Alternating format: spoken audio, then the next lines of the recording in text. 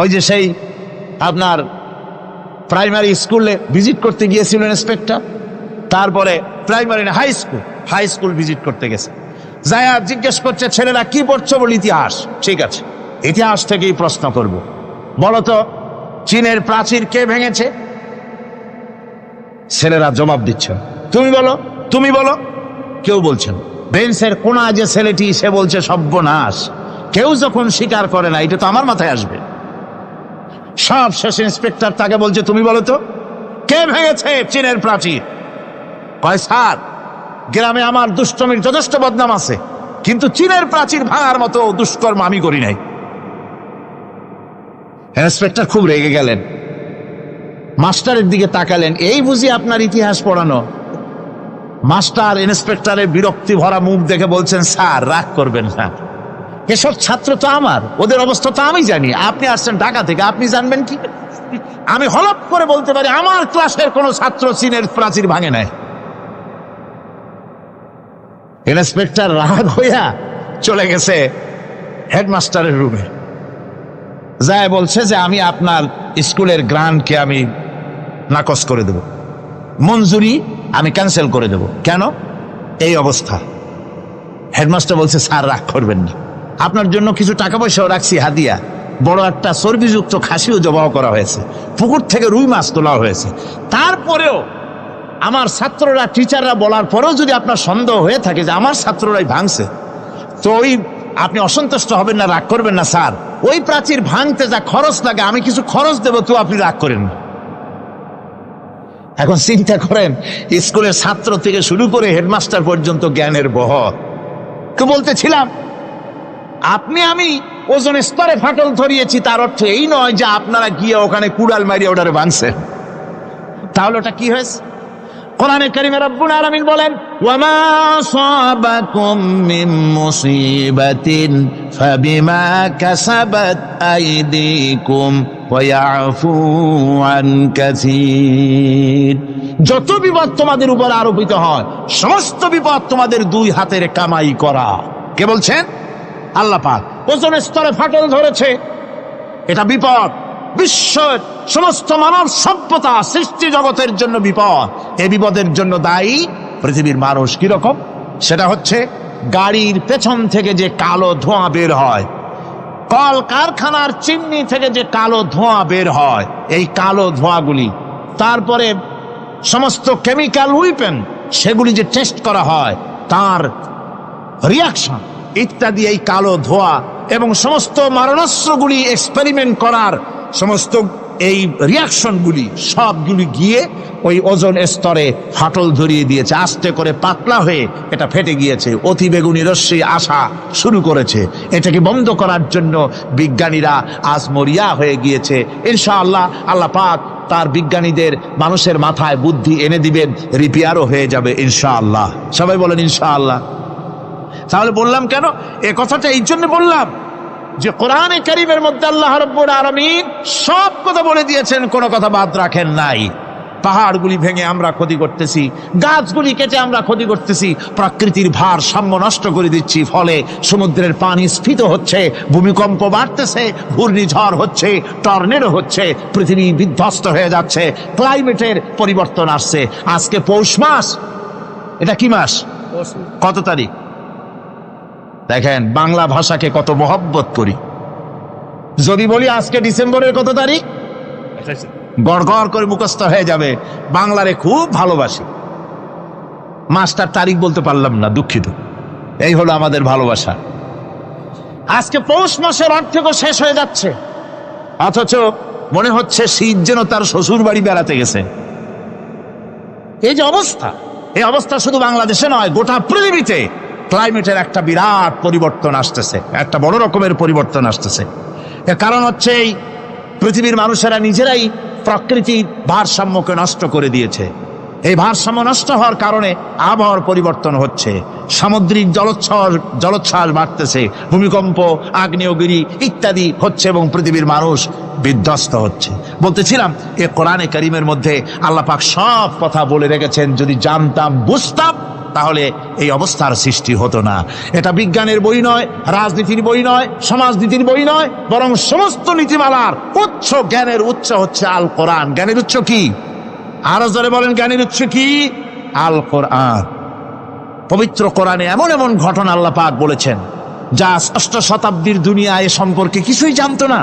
অবশ্য কিছু কিছু ঘটনা ইহুদিদের কিতাবে অতিরঞ্জিত আকার এবং বিকৃত অবস্থায় এসেছে, কিন্তু কোরআনে কারীম দুনিয়ার মানুষকে আদম সৃষ্টি, নূহের বন্যা, তারপরে মুসা আলাইহিস সালাম ফেরাউনের ঘটনা, ইব্রাহিম আলাইহিস সালামের নমরুদের ঘটনা এবং ইউসুফ আলাইহিস সালামের কাহিনী সবগুলিকে সুন্দর করে কোরআন শরীফ উপস্থাপনা করেছে রাসূলের মাধ্যমে, যা পৃথিবীর ইতিহাসে কেউ জানতো না। সেগুলি আল্লাহ পাক জানাইছেন কিভাবে? কোরআনে কারীম বলছে, তিলকা মিন আম্বাইল গায়বি নূহিহা ইলাইকা মা কুনতা তা'লামুহা আনতা ওয়ালা কওমুকা মিন ক্বাবলি হাযা। এ হলো সব অজ্ঞাত ঘটনা। সমস্ত ঘটনাগুলি আল্লাহ পাক তার হাবিবকে শুনিয়ে বলে দিলেন, সব অজ্ঞাত ঘটনা যা তুমি জানতে না, তোমার কোনো জানা ছিল না, আমি ওহীর মাধ্যমে তোমাকে সব জানাইছি। ইউসুফ আলাইহিস সালামকে যখন তার ভাইয়েরা কুয়ার মধ্যে ফেলে দিতেছিল তখন তুমি উপস্থিত ছিলে না, এই ঘটনা ওহীর মাধ্যমে আমি জানালাম। মুসা আলাইহিস সালামকে যখন ফেরাউন দরিয়ার ভিতরে ফেলে দিল, সেই সময় তুমি সিনাই পর্বতের পাশে দাঁড়িয়ে সব দৃশ্য লক্ষ্য করনি, অথচ আমি ওহীর মাধ্যমে সব তোমাকে খুলে খুলে বলে দিয়েছি। আল্লাহ পাক সমস্ত ঘটনাগুলিকে বলে বলে কোরআন শরীফের মধ্যে সব সাজিয়ে দিলেন, বলে দিলেন। তিনি বললেন, ওয়ামা কুনতা বিজানিবিল গারবি ইয কাযাইনা ইলা মুসাল আমরা ওয়ামা কুনতা মিনাশ শাহিদিন। ফিরআউন যে মুসার সঙ্গে যে ব্যবহারটা করলো, এ সময় সেখানে তুমি উপস্থিত ছিলে না, আমি ওহীর মাধ্যমে তোমাকে তা জানিয়েছি। কাযালিকা নাকুসসু আলাইকা মিন আনবাই মা ক্বাদ সাবাকা ওয়া ক্বাদ আতাইনাকা মিন লাদুন্না যিকরা। আল্লাহ পাক বলেন, এভাবে আমি আপনার কাছে অতীত ঘটনাবলী ওহীর মাধ্যমে নিখুঁতভাবে আপনার সামনে সব বলে দিয়েছি। আমার ভাইয়েরা, এই বিশ্বলোকে ঊর্ধ্ব লোক সম্পর্কে নিয়ে ভুল তথ্য বর্ণনা আল্লাহ পাক করে দিয়েছেন কোরআনের মাধ্যমে। 1665 খ্রিস্টাব্দে স্যার আইজাক নিউটন তিনি আবিষ্কার করলেন মাধ্যাকর্ষণ শক্তিকে। এই মাধ্যাকর্ষণ শক্তি, ল অফ গ্র্যাভিটেশন, এ সম্পর্কে মানুষের এই থেকে কিছু জানলো, কিন্তু আজ থেকে 1400 বছর আগে আল্লাহ রাব্বুল আলামিন তার উম্মি নবী, যিনি কোনো বিজ্ঞানাগারে লেখাপড়া করেন নাই, কোনো সায়েন্স রিসার্চ করেননি, যিনি কোনো কলেজ ইউনিভার্সিটিতে পড়াশোনা করেননি, তার মাধ্যমে জানিয়েছেন মাধ্যাকর্ষণ শক্তির কথা। কোরআন বলছে, ইন্নাল্লাহা ইউমসিকুস সামাওয়াতি ওয়াল আরদা আন তাজুলা। এই পৃথিবী এবং সমস্ত গ্রহ উপগ্রহকে আল্লাহ পাক বলছেন, আমি এমন এক শক্তি দিয়েছি যে শক্তির মাধ্যমে একটা আরেকটাকে আকর্ষণ করে রাখছে। এই পৃথিবীতে মাধ্যাকর্ষণ শক্তি শুধু পৃথিবীর নাই, সূর্যের আছে, মঙ্গলের আছে, নেপচুনের আছে, ইউরেনাসের আছে, বৃহস্পতির আছে। প্রত্যেকটি গ্রহের আলাদা আলাদা মাধ্যাকর্ষণ শক্তি আছে, আর এই শক্তির বলে একটা আরেকটাকে টেনে ধরছে যাতে করে বিচ্ছিন্ন হয়ে না যায়, যাতে করে ধ্বংসপ্রাপ্ত না হয়। এগুলি আল্লাহ পাক এই তত্ত্বগুলি কোরআনে কারীমের মধ্যে বলেছেন। ফলে মরিস বুকাইলির মতো লোক, যিনি ফরাসি দার্শনিক, তিনি বলেছেন দুনিয়ার সমস্ত বিজ্ঞানীদের থিওরি হচ্ছে এই যে বিজ্ঞানের কোনো থিওরি ফাইনাল নয়। আজ একটা হচ্ছে, কাল সেটাকে পরিবর্তন করে নতুন আর এক থিওরি আসতেছে। কিন্তু কোরআনে কারীমের মধ্যে আমি, কে বলতেছেন কথা? না না না, মরিস বুকাইলি বলছে, কোরআন শরীফের ভিতরে আমি যে বিজ্ঞানের তথ্য পেয়েছি, থিওরি পেয়েছি, তার কোনো পরিবর্তন আজও হয় নাই, ভবিষ্যতেও হওয়ার কোনো সম্ভাবনা নাই। মরিস বুকাইলি মনে করেছিলেন বেদ আর বাইবেলে যেমন ভুল আছে, কোরআন শরীফে ওই রকম ভুল আছে, নাউজুবিল্লাহ। সেই জন্য তিনি আরবি শিখলেন কোরআন বোঝার জন্য, ভুল ধরার জন্য। কোরআন শিখলেন কি জন্যে? ভুল ধরার জন্য। আর এমন শেখা শিখছেন, ওই আরবি শিক্ষা মানে আমাদের দেশের লোকদের মতো আনাকুম জানাকুম শেখে নাই, ভালো করেই শিখছে, ভালো করেই মুখস্থ করেছেন, তার ভালো করে আরবি শিখেছেন, তারপরে কোরআন শরীফ পড়েছেন, তারপরে তিনি এ কোরআন পড়ে তেলাওয়াত করে বুঝে এরপরে তিনি বই লিখেছেন দি Bible, the Quran and science. এই বইয়ের মধ্যে তিনি পরিষ্কার লিখেছেন, কোরআন পড়লাম, এর ভিতরে একটা নকতা দেওয়ার, একটা কলমের ফোঁটা দেওয়ার জায়গা কারো নাই। কোরআন নিঃসন্দেহে মহান স্রষ্টা আল্লাহ রাব্বুল আলামিনের মানুষের বানানো কিতাব, এটা হতে পারে না। সুতরাং কোরআন শরীফের মধ্যে আল্লাহ পাক সব কথা বলে দিয়েছেন। বিজ্ঞানের সাথে কিন্তু কোরআনের সংঘর্ষ নাই। অনেকে মনে করে যে বিজ্ঞান আর কোরআন এর মধ্যে বিরাট সংঘর্ষ। না, বিরাট সংঘর্ষ নয়, দুই একটা পয়েন্টে সংঘর্ষ থাকতে পারে। অধিকাংশ ব্যাপারই বিজ্ঞান, আমি মনে করি বিজ্ঞানের আবিষ্কার যত বাড়বে, কোরআন বোঝা মানুষের জন্য তত সহজ হবে। এটা আমার ধারণা, এটা আমার ধারণা। বিজ্ঞানের সাথে দুই একটা পয়েন্টের উপরে সংঘর্ষ আছে, যেমন চন্দ্র এবং সূর্য সম্পর্কে, সৌরজগৎ সম্পর্কে Copernicus, Kepler, Galileo, Newton, Einstein মহাশূন্য সম্পর্কে যে সব বক্তব্য রেখেছেন, সেসব বক্তব্যের সাথে কোরআন শরীফের কিছুটা বৈপরীত্য রয়েছে। যেমন কেউ বলেছেন সূর্য ঘোরে, পৃথিবী স্থির, কেউ বলে সূর্যের চতুর্দিকে পৃথিবী ঘোরে, কেউ কয় চন্দ্র ঘোরে, কেউ কয় আমরা কি আর বসে থাকি, আমরাও ঘুরি। কিন্তু আসলে ঘোরেটাকে কে ঘোরে, এ ফয়সালা কে দেবে? কে দিবে বলুন তো? হ্যাঁ, ঠিক বলেছেন, আল্লাহই দিবেন, কারণ এগুলি সৃষ্টি করেছেন কে? এবার শুনুন, এই বিতর্কের মীমাংসা আল্লাহ পাক করছেন কোরআনে কারিমে বহু আগে।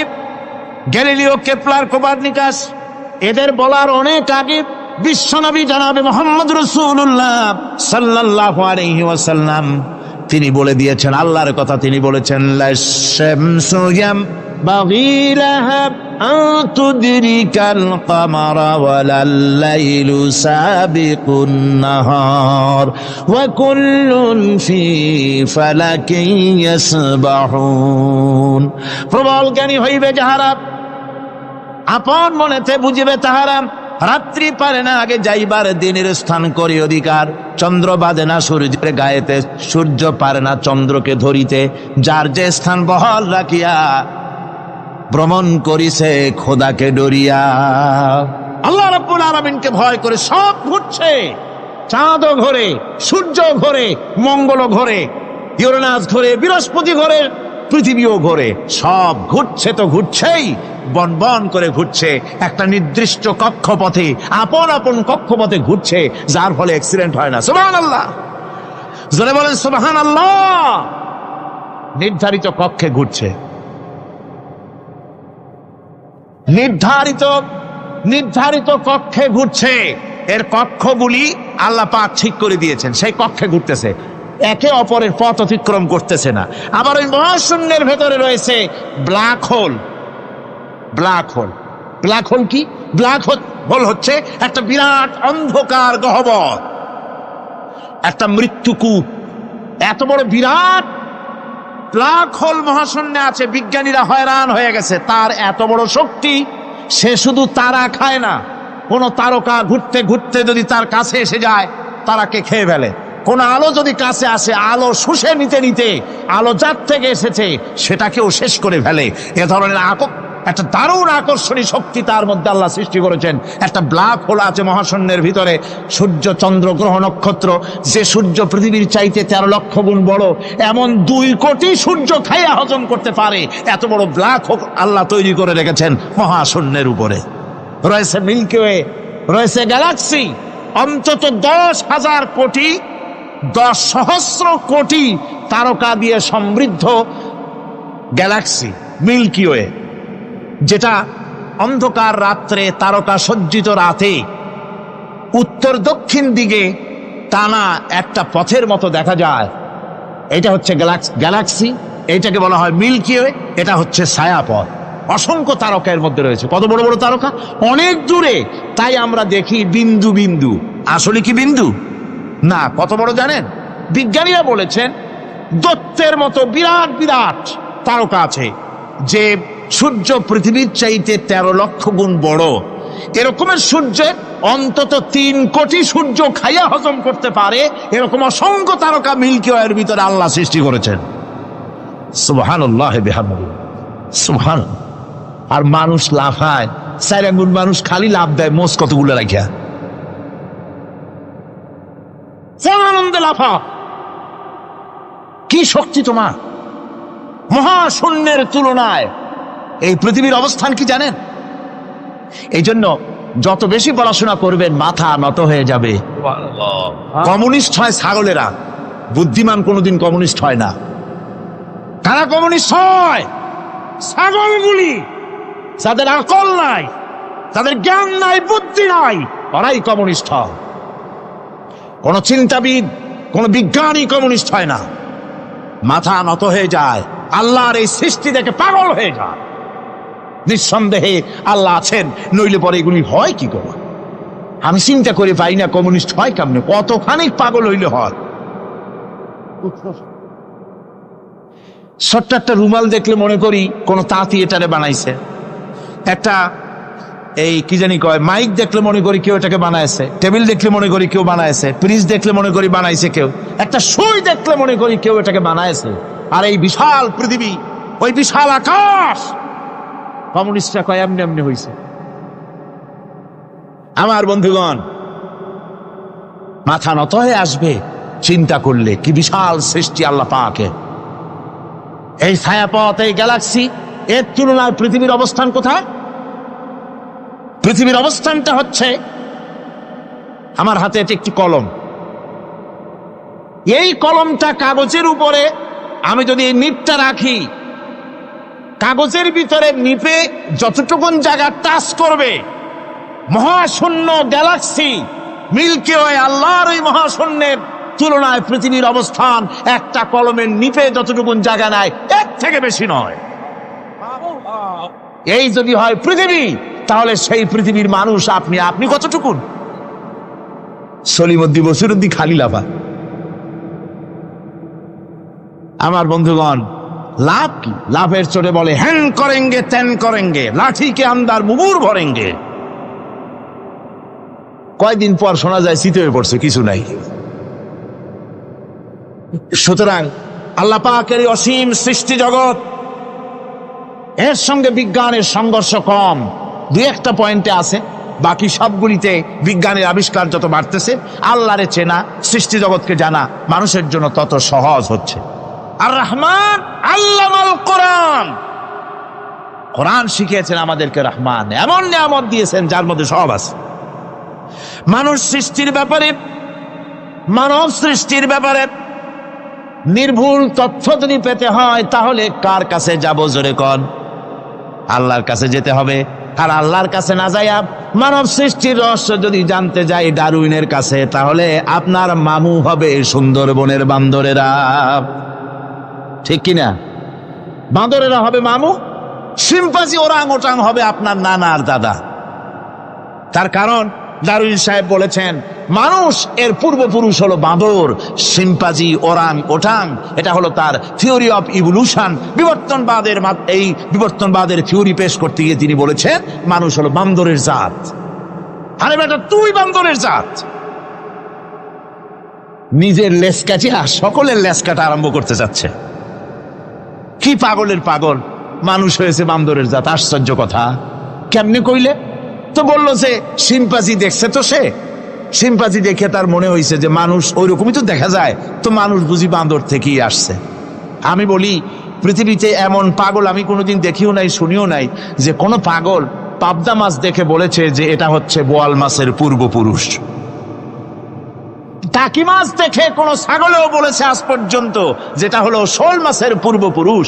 পুঁটি খাইতে খাইতে আস্তে আস্তে বিরাট শোলে পরিণত হয়ে গেছে, কোনো পাগলেও বলেনি। আচ্ছা, মেনে নিলাম দারুন সাহেবের থিওরি, মেনে নিলাম এক সেকেন্ডের জন্য যে বান্দর থেকেই মানুষ হয়েছে। এখনো তো বানর প্রজাতি আছে না, শেষ হয়ে গেছে? আছে কিনা? তাহলে সুন্দরবনে যান, যে দেখুন কোন বাঁদর কি এ পর্যন্ত দেখা গেছে যে কোমর পর্যন্ত মানুষের মতো হয়ে গেছে। আর একটু দুধ আর পনির আর একটু এই শুটকি মাছ, লোট্টা ফিশ খাওয়াইলে আর কদিনের মধ্যে এই বান্দরটা মানুষ হয়ে যাবে। হয়েছে এরকম? বাঁদরের 12 আনা মানুষ হয়ে গেছে, 14 আনা মানুষ হয়ে গেছে, আর অল্প একটু বাকি। এরকম দেখা গেছে কোথাও? দেখা যায়নি। এগুলি পাগলামি কথা, পাগলামি কথা। মানুষ বানর থেকে আসেনি, মানুষ ওরাং ওটাং থেকে আসেনি, মানুষ শিম্পাঞ্জি থেকে আসেনি। মানুষ এসছে কোত্থেকে? এটা জানতে হলে, এ নির্মূল তথ্য জানার জন্য আসতে হবে কোরআনের কাছে। কার কাছে? আল্লাহ রাব্বুল আলামিন তার হাবিবের মুখ থেকে মানব সৃষ্টি রহস্য তিনি উদ্ঘাটন করে দিয়েছেন। তিনি বলেছেন, দুনিয়াবাসীকে শুনিয়েছেন, ফালয়ানজুরিল ইনসানু মিম্মা খুলিক خلق من ماء دافق يخرج من بين الصلب والترائب। আল্লাহ পাক বলেন, মানুষ কি তার সৃষ্টি রহস্য দেখে না? কেমনে তাকে আমি সৃষ্টি করেছি? মায়ের বক্ষ পিঞ্জর থেকে, বাপের পৃষ্ঠ থেকে সবেগে নির্গত এক ফোঁটা নাপাক পানি দিয়ে আমি আল্লাহ মানুষকে সৃষ্টি করেছি। বান্দর থেকে নয়, ওরাংওটাং থেকে নয়, সিম্পাজি থেকে নয়, মানুষের অরিজিন মানুষ। আদম থেকে তোমরা জন্মগ্রহণ করেছো, আদম এসেছে মাটি থেকে, তোমরা এসেছো আদম থেকে। সুবহানাল্লাহ বিহামদি। এটাই হলো মানব সৃষ্টির রহস্যের কথা আল্লাহ পাক বলে দিয়েছেন। অন্যত্র আল্লাহ বলেন, ইন্না খালাকনাকুম মিন তুরাবিন সুম্মা মিন নুতফাতিন সুম্মা মিন আলাকাতিন সুম্মা মিন মুদগা। নিষ্প্রাণ মাটি থেকে তোমার উৎপত্তি হয়েছে, আর এই নিষ্প্রাণ মাটি দিয়ে তোমাকে তৈরি করা হয়েছে।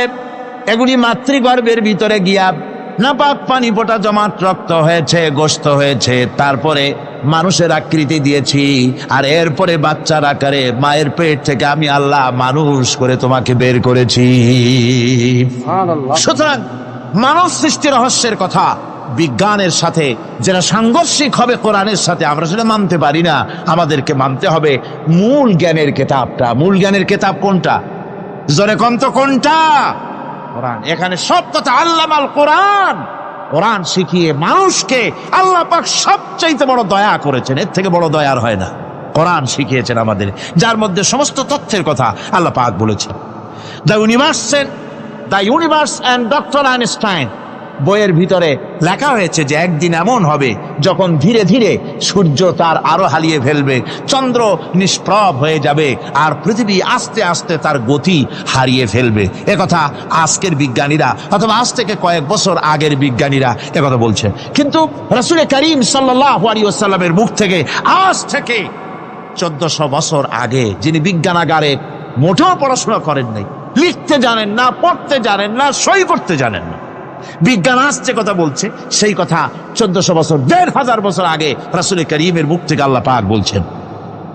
কোরআনে কারীম বলছে, ইয়াসআলু আইয়ানা ইয়াউমুল কিয়ামা ফাইযা বারিকাল বাসারু ওয়া খাসাফাল কামারু ওয়া জুমিআশ শামসু ওয়াল কামার। হে রাসূল, রাসূলের কাছে জিজ্ঞাসা করে কিয়ামত কবে হবে? আল্লাহ পাক বলেন, বলে দিন যেদিন চন্দ্র তার আলো হারিয়ে ফেলবে, যেদিন সূর্য তার আলো হারিয়ে ফেলবে, আর চন্দ্র আর সূর্য সব একাকার হয়ে যাবে। আজ ওরা বলছে চাঁদে আলো থাকবে না, সূর্য আগের থেকে তার উত্তাপ এবং আলো স্তমিত হতেছে, এবং হতে হতে এমন এক পর্যায়ে আসবে যখন সূর্য আলো হারিয়ে ফেলবে। বিজ্ঞানীরা গত 4-5 বছর আগে এ বক্তব্য রেখেছেন, কিন্তু 1400 বছর আগে বিজ্ঞানের লালনাগারে লেখাপড়া না করে হুজুরের মুখ থেকে আল্লাহ কথা বলে দিয়েছেন। তাহলে বিজ্ঞানের আসল কিতাব কোনটা? জোরে বলেন কোনটা? আল্লাহ পাক আরো বলেন, ইজা শামসু কুবিরাত ওয়া ইযান নুজুমু কাদারাত ওয়া ইযাল জিবালু সুজ্জিরাত। তারকাগুলি, সূর্যের আলো থাকবে না, নক্ষত্রগুলো স্থানচ্যুত হয়ে যাবে, কক্ষচ্যুত হয়ে যাবে, পাহাড়গুলিকে পরিচালিত করে দেওয়া হবে, কিছুই থাকবে না, সব শেষ হয়ে যাবে। বিজ্ঞানীরা আজ বলতেছে যে সব শেষ হয়ে যাবে, কিছুই থাকবে না, সব শেষ হবে। বিজ্ঞানীরা বলতেছেন, কোরআন অনেক আগে বলেছে, কুল্লু মান আলাইহা ফান ওয়া ইয়াবকা ওয়াজহু রাব্বিকা যুল জালালি ওয়াল ইকরাম। সব শেষ হয়ে যাবে, বিশ্বে যা কিছু আছে সব লয় হবে, ক্ষয় হবে, ধ্বংস হবে, কিচ্ছু থাকবে না, থাকবেন শুধু আল্লাহ সুবহানাহু ওয়া তাআলা। সুবহানাল্লাহ বিহামদি। কোরআনে কারীম একথা বহু আগে আমাদেরকে জানিয়ে দিয়েছে। সুতরাং আসল জ্ঞানের কিতাবটাই হচ্ছে কোরআনে কারীম।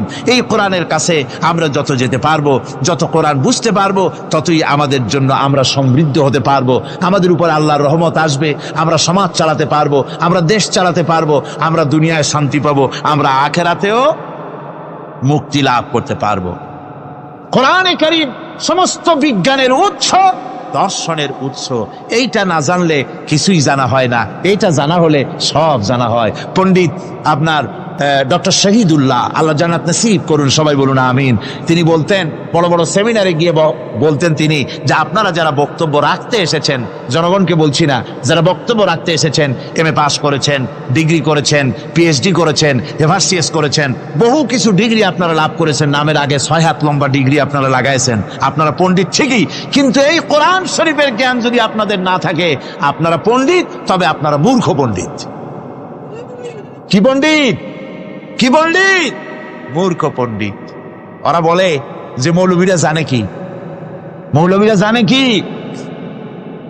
আরে ভাই, মৌলবীদের কাছে তো আসল জ্ঞান আছে, সুবহানাল্লাহ বিহামদি, এখানে সবটা আছে। আপনারা এখানে আসেন, এটা বিশ্বাস করলে আপনি সবটা পেয়ে যাবেন।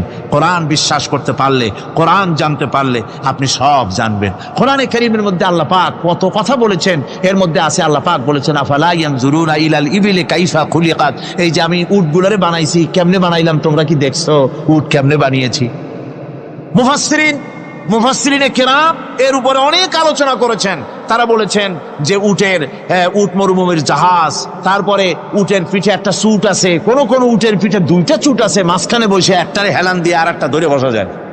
আমি দেখছি 2টা চুটওয়ালা উট, আফ্রিকান উট আমি দেখেছি, যে চুট সুবহানাল্লাহ, দেখলে অবাক হয়ে যেতে হয় যে আল্লাহর কি কুদরত। উটের পৃষ্ঠে 2টা চুট, মাঝখানে আপনি বসবেন, পিছনেরটা একটা সোফা সেটের মতো, পিছনে হেলান দিলে, আর সামনে যখন সে মরাল সম চড়াই উত্তরাই পথ দিয়ে নামা ওঠা করবে, তখন আপনি যেন পড়ে না যান, সেজন্য সামনেরটা বুকের সাথে জড়ায় ধরবেন। এরপরে কি সৃষ্টি আল্লাহর, সুবহানাল্লাহ বিহামদিহি। জিরাফগুলি দেখুন, জিরাফগুলি তার মাথা কত বড় উঁচা। লন্ডন জুতে জিরাফ দেখলাম, সে জিরাফের দেহ থেকে তার মাথাটা 22 ফিট উঁচা। মানে সে যদি নিচে দাঁড়ায়, 3 তলা বিল্ডিং এর ছাদের উপরে নাস্তা দিলে তো নিচে দাঁড়ায় খাইতে পারে, এই অবস্থা। সেই জিরাফে পানি খাবে কেমনে? মাথা হলো অত উঁচায়, পিছনের ঠ্যাং 2টা খাটো, সামনের ঠ্যাং 2টো উঁচা, এখন পানি খাবে কেমনে? ওই মাথা নামাইতে গেলে ঠ্যাং তো অনেক উঁচা। আল্লাহ পাক এমন সুন্দর ব্যবস্থা করলেন, সামনের 2টা ঠ্যাং এভাবে সরায় দেওয়ার মতো। ও যখনই পানি খায় দেখলাম 2টা ঠ্যাং অনেক ছাড়ায় দেয়, 2 দিকে ঠ্যাং চলে যায়, তখন মাথাটা সহজে নিচে নামায় আসে, পানি খাইতে পারে। এই সুযোগগুলি আল্লাহ সুবহানাহু ওয়া তাআলা তিনি করে দিয়েছেন। ওমা কুন্না আনিল খালকি গাফিলিন, আমি আমার সৃষ্টি জগৎ সম্পর্কে অমনোযোগী নহি। সুবহানাল্লাহ বিহামদিহি। ভল্লুকগুলি কি বিরাট বিরাট একটা ভল্লুক, শ্বেত ভল্লুক দেখেছি, কৃষ্ণ ভল্লুক দেখেছি, সে মনে হয় যেন পায়ের তলায় হাফসুল করা, ঠিক জুতা পায়ের তলাটা তেমন দেখা যায়, ওই রকমের তলাটা, গায়ে একেবারে পশম। ওই বরফের দেশে থাকতো, সে শীত কষ্ট না পায়, সেই জন্য আল্লাহ একটা কম্বল ওর গায়ে জড়ায় দিয়েছে, অটোমেটিক কম্বল। সুবহানাল্লাহ বিহামদিহি। তো উট, আল্লাহ বলছেন উট কেমনে বানাইছি দেখছো? আফালা ইয়ানজুরুনা ইলাল ইবিলি কাইফা খুলিকাত, উট বানালাম কেমনে দেখেছিস?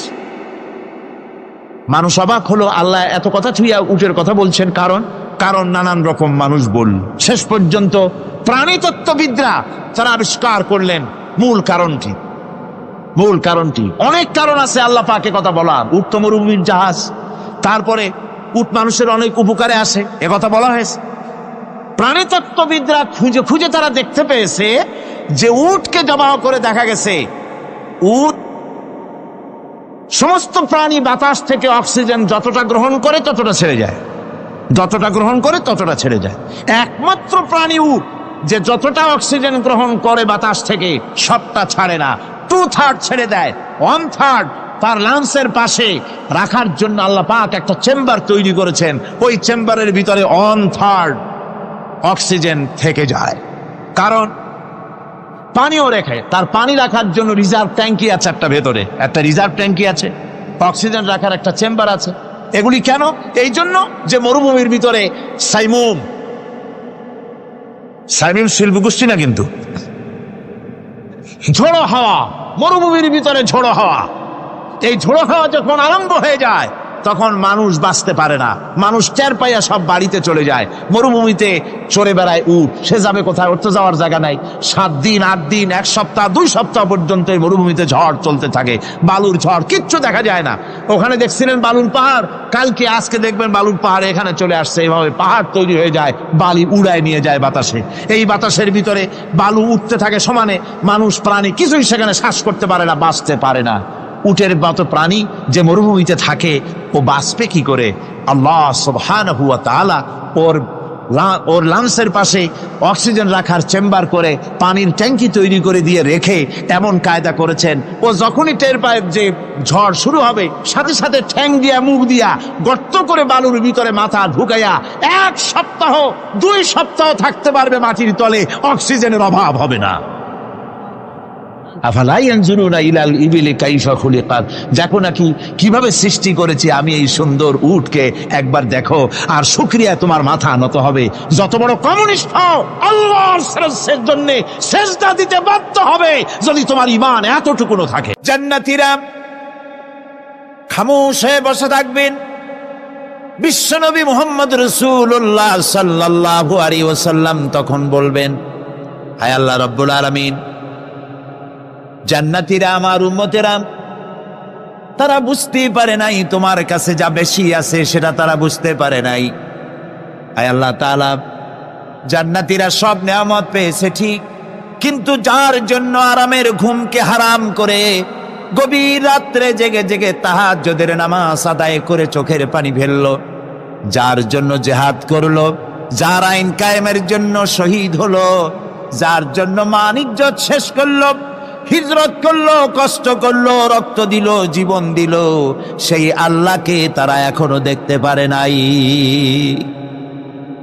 ওয়ালাদাইনা মাজিদ, এর তাফসীরে বলা হয়েছে আল্লাহর কাছে যেটা আসে তিনি দর্শন দিবেন। নবী করিম সাল্লাল্লাহু আলাইহি ওয়াসাল্লাম এই কথা যখন বলবেন যে আল্লাহকে আমাদের এই আমার জান্নাতীদের আল্লাহকে এখনো দেখা হয় নাই, যে আল্লাহর জন্য সব করলো তারে এখনো দেখা হলো না, আল্লাহ তাআলা তখন আপন কুদরতে তার সামনের সব পর্দাকে সরিয়ে দিবেন। সুবহানাল্লাহ। হাসরবাসীরা তখন আল্লাহ তাআলা কোরআনে কারিমে বলছেন, রব তাকিয়ে থাকবেন বান্দাদের দিকে, আর বান্দারা তাকিয়ে থাকবে রবের দিকে। সুবহানাল্লাহ। এর মধ্যে কত লক্ষ বছর পার হয়ে যাবে কেউ বুঝতে পারবে না। দুঃখের রাত পোহাতে খুব কষ্ট হয়, আর সুখের রাত কোন ফাঁকে আজান হয়ে যায় টের পায় না, ঠিক না? আল্লাহকে দেখতে থাকবে মানুষেরা। সুবহানাল্লাহ, সুবহানাল্লাহ। আল্লাহকে বলি, আয় আল্লাহ তাআলা, জান্নাতের যে অনুষ্ঠানে তুমি তোমার দর্শন মুবারক দিয়ে জান্নাতীদেরকে তুমি ধন্য করবে, সেই মজলিসের কোন এক কোনায় কানায় আমাদের মতো গুনাহগারদের একটু জায়গা করে দিও আল্লাহ তাআলা। জীবনের সব থেকে বড় কামিয়াবি। সুতরাং আল্লাহ রাব্বুল আলামিন তাকে দেখা যাবে না, কিন্তু তার সৃষ্টি জগৎ থেকে তাকে চেনা যায়। এত সুন্দর ফুল, এটা এমনি এমনি হতে পারে না। হযরত ইমাম আবু হানিফা রাহমাতুল্লাহ আলাইহির সাথে এক নাস্তিকের বাহাস হওয়ার কথা। সে নাস্তিক অস্বীকার করেছে আল্লাহ নাই। ইমাম সাহেব বলেছেন আছেন। আচ্ছা ঠিক আছে, তর্ক হবে, বিতর্ক অনুষ্ঠান হবে। ইমাম সাহেব তার আসার সময় চাইতে প্রায় 1-2 ঘন্টা ডিলে হয়ে গেল। নাস্তিক উপস্থিত জনগণকে বলল, যে লোক তার ওয়াদা রক্ষা করতে পারে না তার সাথে আবার বহস কিসের? এ কথা বলতে বলতেই ইমামে আজম আবু হানিফা রাহমাতুল্লাহ আলাইহি মঞ্চে উঠে এসেছেন। নাস্তিক বলল, আপনার সাথে আমার তর্ক করার উৎসাহ হারিয়ে ফেলেছি। কেন? আপনি যে এতটা সময় ওয়াদা খেলাপ করলেন, 2 ঘন্টা হয়ে গেল, মূল অনুষ্ঠানের শুরুতে আপনি আসলেন না। তিনি বললেন যে তুমি নিরুৎসাহিত হবে তো আমার কাছে দেরি হলো কেন? তারপরে না বলবা। আচ্ছা ঠিক আছে, আপনি বলেন কেন দেরি হলো? তিনি বললেন, আমি এই জায়গায় আসতে গিয়ে সামনে একটা নদী বাঁধলো, এখন আমি আসবো কেমনে? মহাচিন্তায় পড়ে গেলাম, কিভাবে যাব? পারাপারের কোনো ব্যবস্থা নাই। হঠাৎ দেখলাম পাশে একটা গাছ, আগে দেখিনি, দেখি যে একটা বড় গাছ। গাছটা কেমনে কেমনে কাইতে হয়ে পড়ে গেল, কেমনে কেমনে তাড়াতাড়ি করে কতগুলি তক্তা হয়ে গেল, ফটাফট তক্তাগুলি লাগিয়ে একটা নৌকা হয়ে গেল, লাফ দিয়ে পড়লো নদীতে।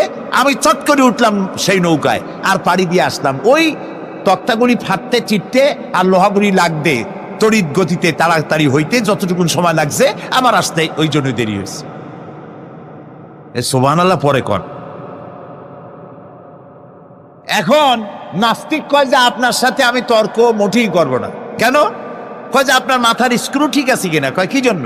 কয় আপন ইচ্ছায় একটা গাছ ফট করে এরকম হয়ে গেল, কোনো করাত ছাড়া মিস্ত্রি ছাড়া গাছগুলি চিরে ভেরিয়া তক্তা হয়ে গেল, আর কোন রকমের মিস্ত্রি ছাড়াই জোড়াতালি রেগে নৌকা হয়ে গেল, আর মাঝি ছাড়া পালায় গেলেন।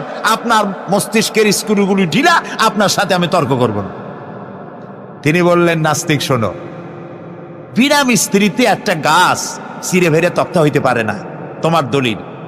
বিনা মিস্ত্রিতে কতগুলি তক্তা একত্রিত একটা নৌকা হইতে পারে না, তাহলে বিশাল আকাশ বিনা মিস্ত্রিতে কেমনে তৈরি হইল? তোমার এই পা থেকে শুরু করে মাথা পর্যন্ত এই সুন্দর দেহ কেউ সৃষ্টি করে নাই, এমনি এমনি কলা গাছের মধ্যে হইছে তুমি। নাস্তিকের চোখ খুলে গেল। বলেন কি? আমি তো এইভাবে চিন্তা করি নাই, আমি মুসলমান হয়ে গেলাম। লা ইলাহা ইল্লাল্লাহু মুহাম্মাদুর রাসূলুল্লাহ।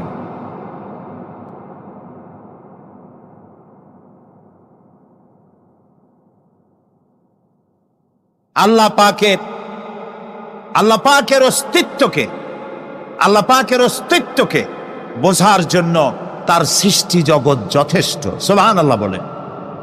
শুধুমাত্র কপাল পোড়া ওরাই আল্লাহরে চেনে না। লক্ষ্য করুন, আপনার আমার পা থেকে শুরু করে মাথা পর্যন্ত কি সুন্দর বিন্যস্ত করেছেন আল্লাহ তাআলা। সুবহানাল্লাহ। আল্লাহ তাআলা বলেছেন, দেখো, আফালা ইয়ানজুরুনা ইলাল ইবিলি কাইফা খুলিকাত। তোমরা কি দেখো না যে আমি উটকে বানাইছি কেমনে?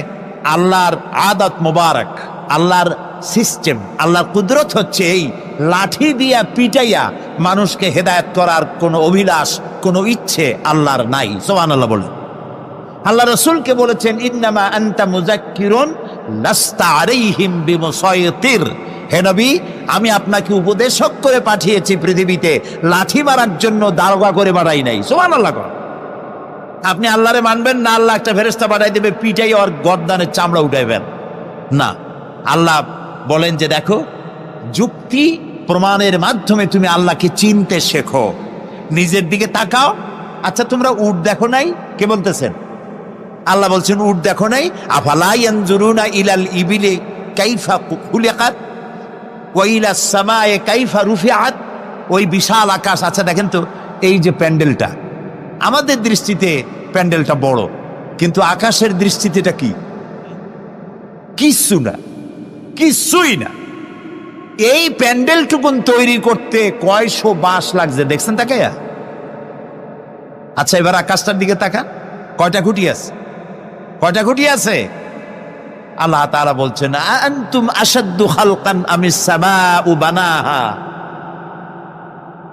তোমারে বানানো কঠিন না ওই বিশাল আকাশটা বানানো কঠিন? তো অত বড় আকাশটাই তো আমি বানাইছি। কে বলতেছেন? আল্লাহ তাআলা। আল্লাহ বলছেন, আফালা ইয়ানজুরুনা ইলাল ইবিলি কাইফা খুলিকাত। উট বানাইছি কেমনে দেখো নাই? এইটা নিয়ে মুফাসসিরিনে কেরাম অনেক তাফসীর করেছেন। কেউ বলেছেন আল্লাহ তাআলা এই জন্য এটা বলেছেন যে উটের দুইটা হাঁটু। সমস্ত প্রাণীর হাঁটু কয়টা? কয় দুইটা। আপনার কি দুইটা হাঁটু? একটু বুঝে শুনে জবাব দেন। আমাদের হাঁটু কয়টা? গরুর কয়টা? হাতির কয়টা? সব প্রাণীর হাঁটু একটা, উটের হাঁটু দুইটা। তারপর উট মরুভূমিতে থাকে, মরুভূমির জাহাজ, অনেক কথা অনেকে বলেছেন। কিন্তু একজন চিকিৎসা বিজ্ঞানী কোরআনে কারীমের এই আয়াত পড়ে তিনি চিন্তা করলেন, আল্লাহ উটের কথা কইলেন কেন? যে কেমনে বানাইছি দেখো নাই, নিশ্চয় ওর মধ্যে কিছু আছে। সে উটকে চেরাফারা করলো, উটকে অপারেশন করে, সার্জিক্যাল অপারেশন করে তারপরে তিনি আবিষ্কার করলেন। শুনুন কি আবিষ্কার করলেন তিনি আবিষ্কার করলেন, পৃথিবীর সমস্ত মানুষেরা, সমস্ত প্রাণী জগৎ পানি পান করে আর সবটা পেশাব করে বের করে দেয়। উট একমাত্র প্রাণী পানি পান করার পর সবটা খাইয়া হজম করে না। তার লাঞ্চের কাছে আলাদা একটা চেম্বার আছে, ওই চেম্বারে কিছুটা পানি সেখানে সে রিজার্ভ রাখে। গেল এক নম্বর। 2 নম্বরে পাওয়া গেল অক্সিজেন। প্রাণী জগৎ বাতাস থেকে অক্সিজেন গ্রহণ করে আর কার্বন ডাই অক্সাইড করে এটাকে বের করে দেয়।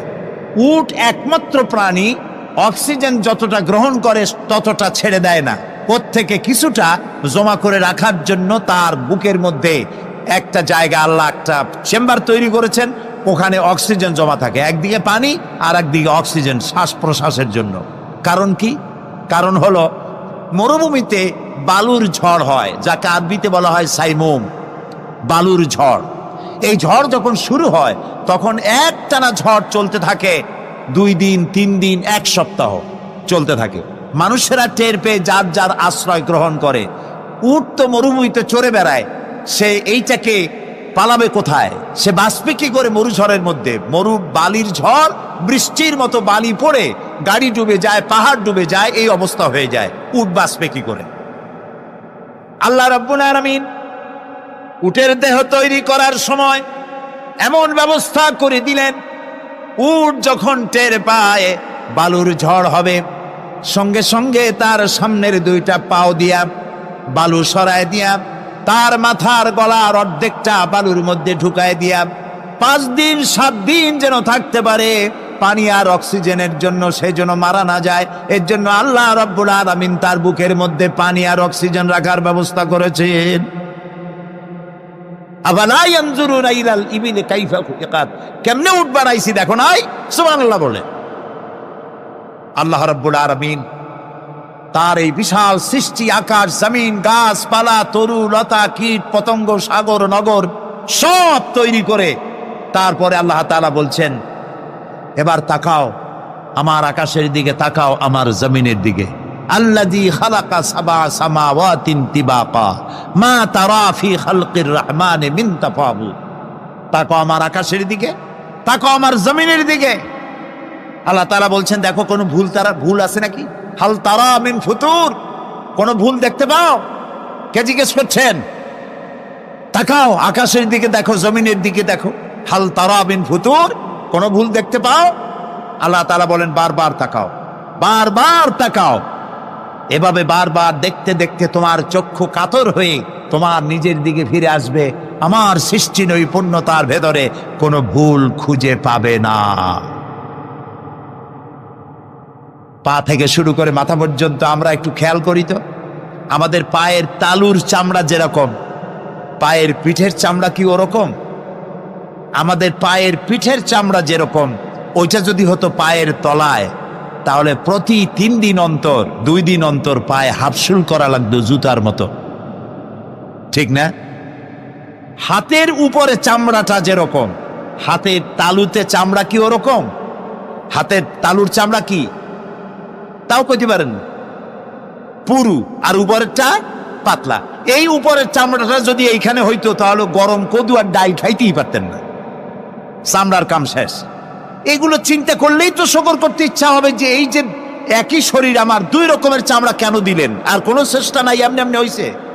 কত বড় রাম ছাগল হলে নাস্তিক হতে পারে, জানোয়ারের চাইতে নিকৃষ্ট নাস্তিকেরা, পশুর চাইতে কুত্তার চাইতে নিকৃষ্ট যারা নাস্তিক। কুত্তায়ও আল্লাহরে চেনে, সুবহানাল্লাহ বলো, আল্লাহরে চেনেছে। গরু ছাগল আল্লাহ যা বানিয়েছে সব আল্লাহর হুকুম মতো তার নিজস্ব পরিমণ্ডলে থাকে। মানুষ নামের কলঙ্ক ওই সব মানুষ যারা বিশ্ববিদ্যালয়ে চাকরি করে আমাদের সন্তানদেরকে নাস্তিক বানায়।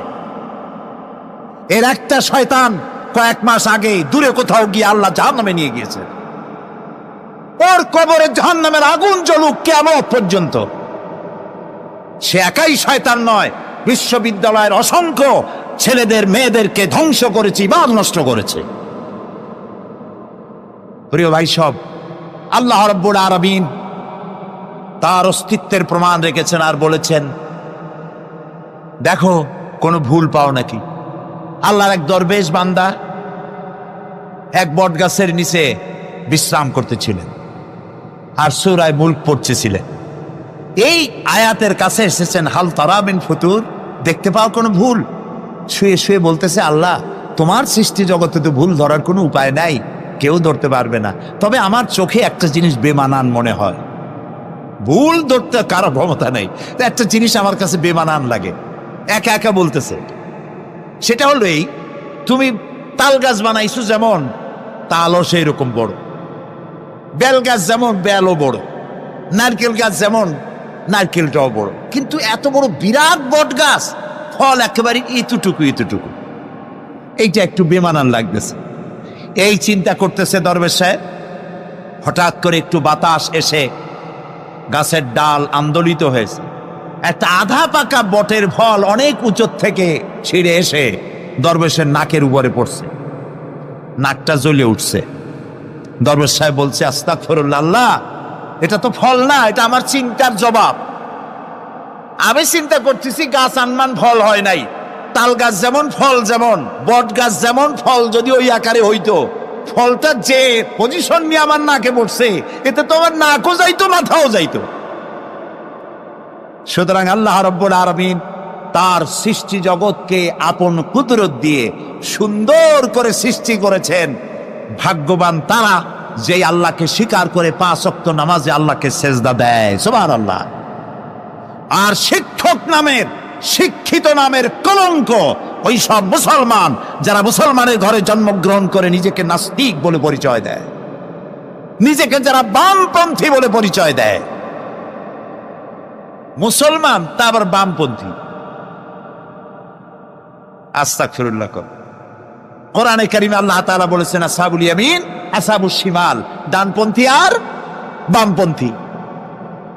রাসূলুল্লাহ বলেছেন, বাম হাতে খায় শয়তান, তোমরা বাম হাতে খাবা না। বাম দিকের কামটাই শয়তানের, বাম দিকে কাম কার? জোরে বলেন। এই জন্য রাস্তা দিয়ে হাঁটবেন, ডান দিক দিয়ে হাঁটেন। কিছু খাইবেন, ডান দিক দিয়ে খান। কিছু শুরু করবেন, ডান দিক দিয়ে করেন। মুসলমানের কাজ সব ডান। ডানপন্থীদের নেতা পয়গম্বরেরা সব ডানপন্থীদের নেতৃত্ব দিয়ে আল্লাহ রাব্বুল আলামিন কিয়ামতের দিন ডানপন্থীদের নিয়ে আল্লাহর নবীরা জান্নাতে চলে যাবেন। আর বামপন্থীদের নেতা শয়তান, বামপন্থীদেরকে শয়তানের নেতৃত্ব দিয়ে সবগুলিকে জাহান্নামে নিয়ে যাবে। এই জন্য দেখবেন বামপন্থীদের যত নেতা আছে, একটা নেতাও মসজিদে যায় না, নামাজ পড়ে না।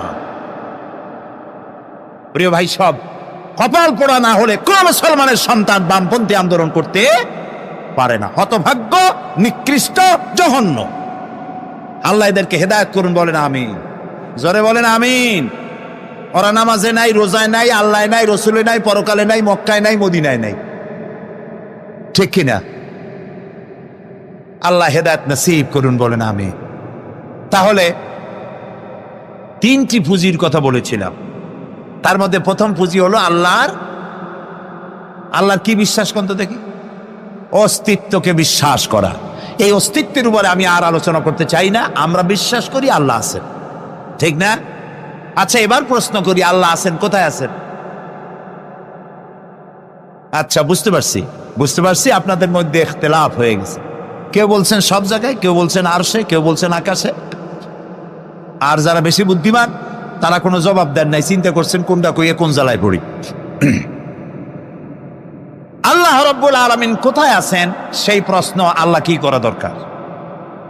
আল্লাহ আপনি কোথায় আছেন, এই প্রশ্ন আমরা করার আগে আল্লাহ রাব্বুল আলামিন কোরআনে কারীমের মধ্যে জবাব দিয়ে দিয়েছেন, আর রাহমানু আলাল আরশিস তাওয়া। সুবহানাল্লাহ। বলে আল্লাহ সব জায়গায় আছেন এ কথা ঠিক নয়। কেন ঠিক নয় সেটাও বুঝায় দেয়। সব জায়গা বলতে তার মধ্যে তো টয়লেটও আছে। সব জায়গা বলতে আরো বহুত খারাপ জায়গা আছে, আমি সে জায়গাগুলির নাম নিলাম না। তাহলে আল্লাহ কি সেসব জায়গা আছেন? বলেন নাউজুবিল্লাহ। আল্লাহ নিজেই বলছেন আল্লাহ আছেন আরশিস তাওয়া। আল্লাহ আছেন কোথায়? আরশে। আল্লাহ যে আরশে আছে সেই জন্যই তো মানুষেরা হাত উঁচু করে আল্লাহর কাছে, এরকম বলে যে উপরওয়ালা, বলে না, না নিচুওয়ালা বলে, সব জায়গাওয়ালা এরকম বলে, উপরওয়ালা বলে। আল্লাহ আছেন আরশে, কিন্তু প্রত্যেক রাতে তিনি প্রথম আকাশে আসেন। সুবহানাল্লাহ।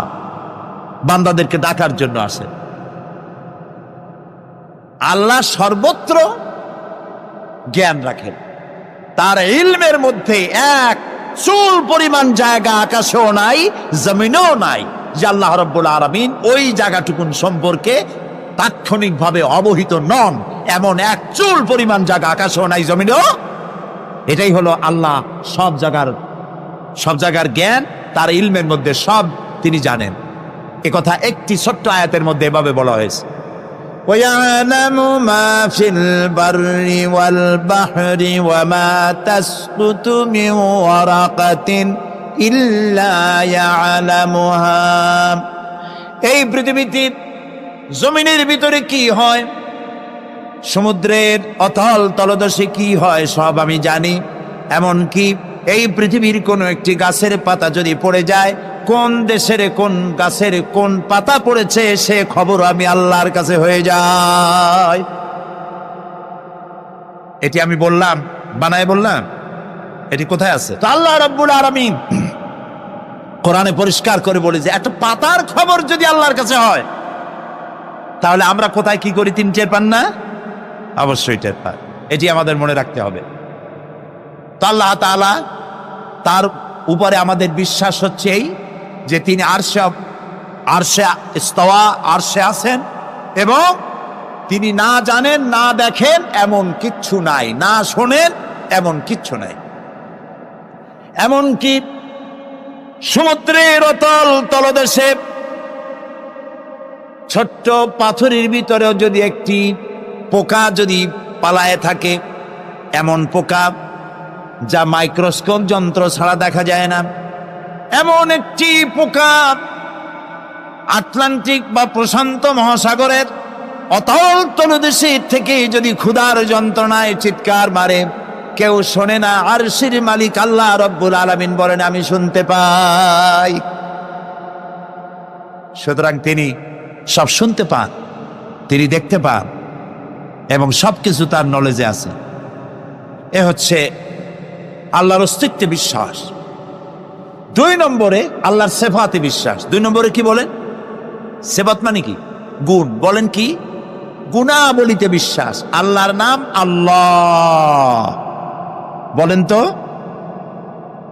আল্লাহ নয়, কিন্তু আল্লাহ হচ্ছে অশুদ্ধ, শুদ্ধ হচ্ছে আল্লাহ।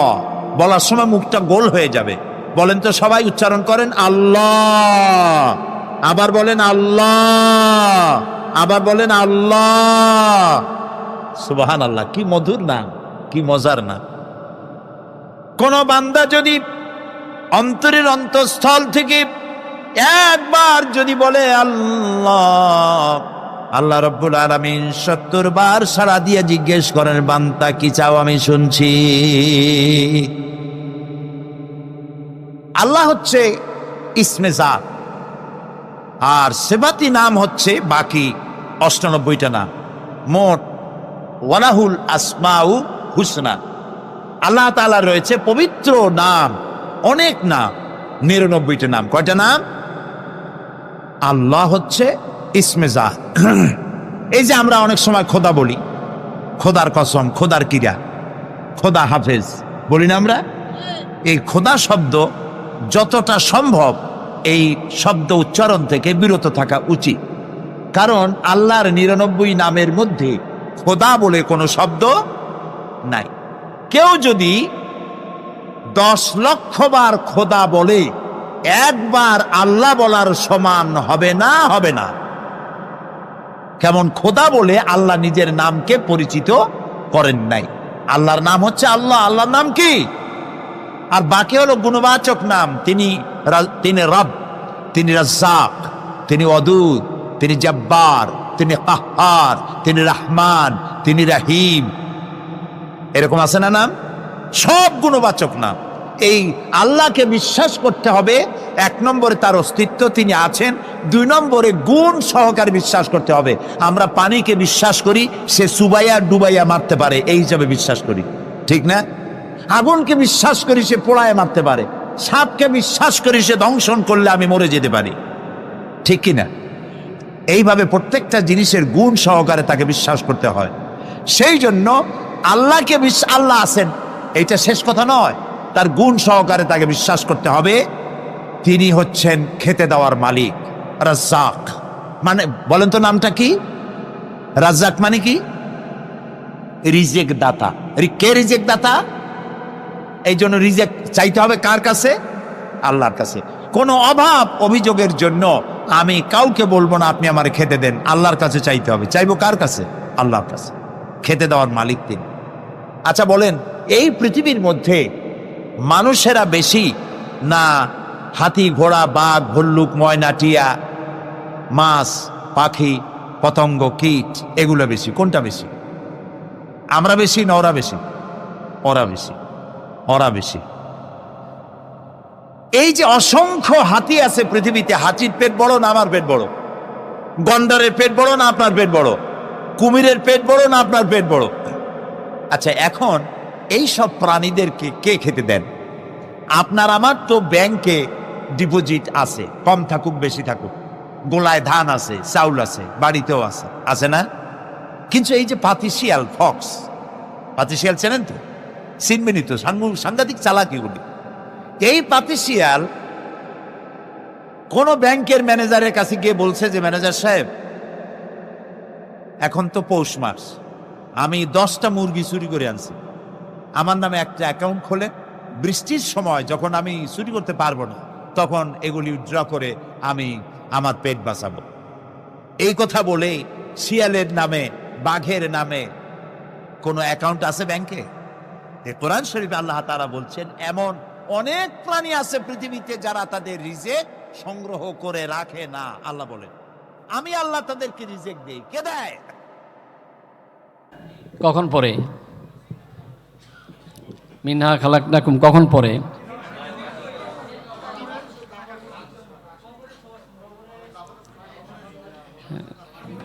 পরে কারা? যারা মরে গেছেন আর জীবিত এরা পরে। কাদের উদ্দেশ্যে পরে? তা আমার উদ্দেশ্যে কে পড়বে? আমার উদ্দেশ্যে কে পড়বে? যারা রেখে যাবেন নাকি? হ্যাঁ, যাব না যাব না যাব না যাব না? কবে যাব? বুড়া আগে যাবে, যুবক পরে যাবে। বাংলাদেশে জরিপে দেখা যায় বুড়া হইয়া বেশি মরে না শিশু বেশি মরে? আমার সাথে কথা বলেন, বুড়া হইয়া বেশি মরে না শিশু বেশি মরে? আন্তর্জাতিক জরিপ। শিশু, তারপরে কিশোর, তারপরে যুবক, তারপরে বুড়া। সব শিশু কিশোর হয় না, সব কিশোর যুবক হয় না, সব যুবক বুড়া হয় না, এর আগে জোরে যায়। এর আগে তো যুবকরা পরে মরবে, বুড়ারা, যুবকরা আগে মরবে বা পরে মরবে, এমন কোনো কথা আছে নাকি? হায়াত মতের মালিক কে? যখন ডাক আসে তখন সাড়া দিতে হবে না? হবে না? সবারই। তাইলে আমাদের জীবনের স্টাইলটা একটু ঠিক করা দরকার। স্টাইলটা কি ভালো করে যাব না খারাপ করে যাব? আমরা ছিলাম তো মার পেটে। কার পেটে ছিলাম? কয় অন্ধকারে? 3 অন্ধকারে। এই একটা অন্ধকার, তারপরে আরেকটা আবরণ, তারপরে পাতলা একটা আবরণ, বাচ্চা দানি যেটাকে বলা হয়। কয়টা আবরণ? আল্লাহ তাআলা কোরআনে কারিমে বলেন, হে বান্দা, আমি তোমাকে 3 আবরণে সৃষ্টি করছি। বলেন সুবহানাল্লাহ। কয় আবরণে? কে? কোথায়? কোথায়? মার পেটে সৃষ্টি করছে, অন্ধকারে। অন্ধকারে না আলোর মধ্যে? দুনিয়াতে অঙ্গ কাটে, ছেদ করে, অপারেশন করে, আলোর মধ্যে না অন্ধকারে? মেডিকেল কলেজে, হাসপাতালে যত অপারেশন করে, আলোর মধ্যে না অন্ধকারে? আল্লাহ তাআলা করছেন কোথায়? উল্টা কেন?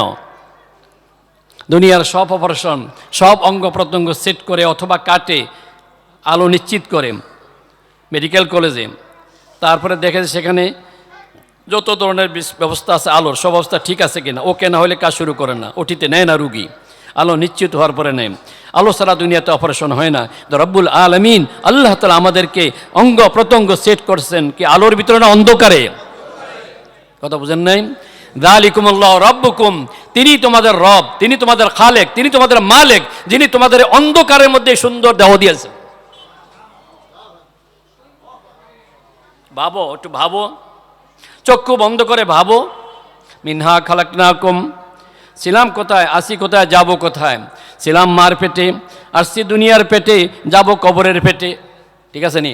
ছিলাম কার পেটে, আসি কার পেটে, যাব কার পেটে? কবরের পেটে। আজিমপুর নাহলে কোথায়? জুরাইন নাহলে মাতুয়াইল, এটা আমাদের ঠিকানা। ছিলাম মার পেটে, আসছি দুনিয়ার পেটে, যাব কবরের পেটে। কবরের পেটে গেলে কি আর ফিরে আসব? দুনিয়াতে কেউ ফিরে আসছে? কেউ ফিরে আসে নাই, আমিও ফিরে আসবো না। মিনহা খালাকনাকুম ওয়া ফিহা নুঈদুকুম ওয়া মিনহা নুখরিজুকুম তারাতান উখরা।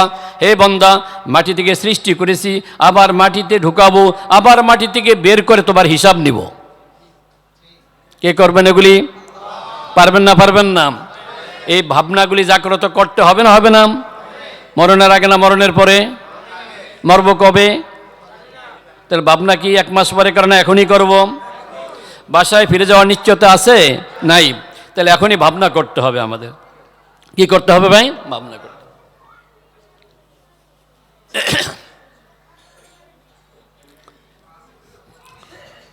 25 সাল চলে গেছে, 26 সাল আছে নাকি? জানেননি আপনারা? আপনারা আনন্দ করছেন, ফটকা ফুটাইছেন? আপনারা করেন নাই? কোন এলাকা করছে না করে নাই? কোন এলাকা করছে? এই এলাকায় কম হয়েছে। কোন এলাকায় বেশি হয় বলেন? আরে আমরা আমরা বুঝেন না কেন? গুলশান বনানীতে বেশি হয়। কথাটা বুঝেন না কেন? কোথায় বেশি হয়? কোথায়? এই এলাকায় কি হয়? 26-এর শুরুতে ফটকাবাজি হয়েছে না হয় নাই? আনন্দ হয়েছে না হয় নাই? মদের বোতল, মাদক সরবরাহ হয়েছে না হয় নাই? কোথায় হয়েছে? বেশি হয়েছে কোথায় বলেন? এরা বেশি আনন্দে আছে, এরা বেশি খুশিতে আনন্দ ছিল, মাতলামি বেশি করছে। এরা সুখে আছে বেশি নাকি? আপনার আমার চেয়ে সুখে আছে না দুঃখে আছে? কথা বুঝতে কেন, কিন্তু আটকে যাবেন। সুখে আছে না দুঃখে আছে? আমাদের চেয়ে সুখে আছে না দুঃখে আছে বলেন? হ্যাঁ, দুঃখে আছে। আল্লাহু আকবার। গুলশান বনানীতে গাড়ি আছে, বাড়ি আছে, কুকুর আছে, সব আছে, কিন্তু একটা নাই। সেটা কোনটা? জোরে কোনা, কি নাই? গাড়ি আছে, বাড়ি আছে, কুকুর আছে, কি নাই? গাড়ি নাই, বাড়ি নাই, কুকুর নাই, আমাদের কি আছে? শান্তির ফয়সালা কে করেন? গাড়ি দিয়া, বাড়ি দিয়া, কুকুর দিয়া? শান্তির ফয়সালা হবে যদি আমি বিবাহ করেছি, আমার বিবির সাথে মিল থাকে, তাহলে আমি শান্তিতে আছি। আমার ছেলে সন্তানের সাথে ভালোবাসা আছে, আমি শান্তিতে আছি। আমার মা বাপের সাথে ভালোবাসা আছে, আমি শান্তিতে আছি। সবাই আমার প্রতি আস্থা রাখে, সবাই আমাকে প্রাণ দিয়ে ভালোবাসে, তাহলে আমি শান্তিতে আছি। কি বলেন? আমার গাড়ি থাকতে পারে, বাড়ি থাকতে পারে, স্ত্রীর সাথে সম্পর্ক ভালো না, মা বাপের সাথে সম্পর্ক ভালো না, সন্তানের সাথে সম্পর্ক ভালো না, শান্তির উপকরণ আছে, শান্তির আসবাব আছে বটে, কিন্তু শান্তির লেশ মাত্র নেই। আমার কথা বিশ্বাস করেন আপনারা? এই করবেন না, শুধু বুঝা করবেন, না বুঝলে বুঝে নেবেন ইনশাআল্লাহ, বুঝে নেবেন ইনশাআল্লাহ। 26 সাল একজন ইমানদার, দিন যায় দিন আসে, রাত যায় রাত আসে,